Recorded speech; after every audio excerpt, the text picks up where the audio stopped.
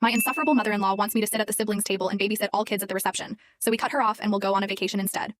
My husband and I were invited to my brother-in-law's wedding in the new year 3 months ago. My husband's mother told us we would sit at the table with all the other siblings. Most siblings are under 15 years old and the youngest is 8. My husband and I were fine with this as long as we sat together.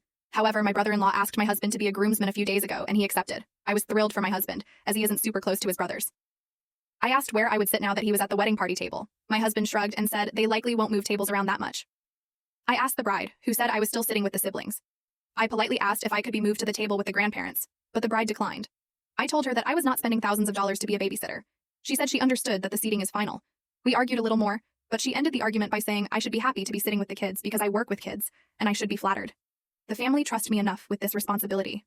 I began to argue with the bride, snap that if I hated kids this much, I shouldn't have become a teacher. Please don't get me wrong, I love his siblings, but they are all at least 15 years younger than I am. I also love kids. I am a teacher, but I want to relax and have a good time at this wedding. I also forgot to mention there will be cousins and kids from the bride's family at the table. I told my husband all my sentiments. Unfortunately, he was understanding. So we zoomed in with the bride and groomed yesterday to address our concerns. The bride just said that she confirmed with the rest of the family that the siblings will all be under my care. During the reception, I asked if it would just be my husband's siblings, to which my brother-in-law said we don't know yet.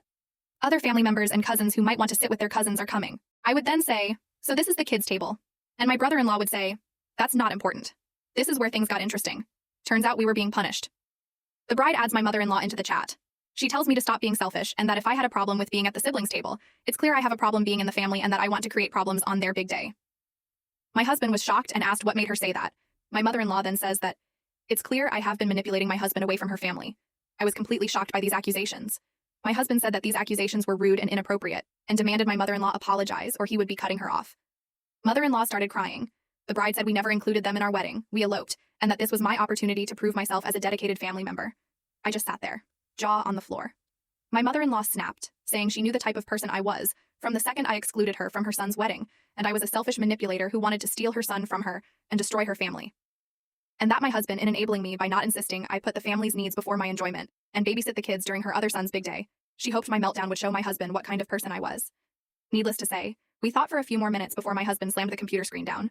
My husband and I chatted for a moment. He apologized for his family and reassured me he knows none of those things his mother said were true. We turned our phones off and had a date night.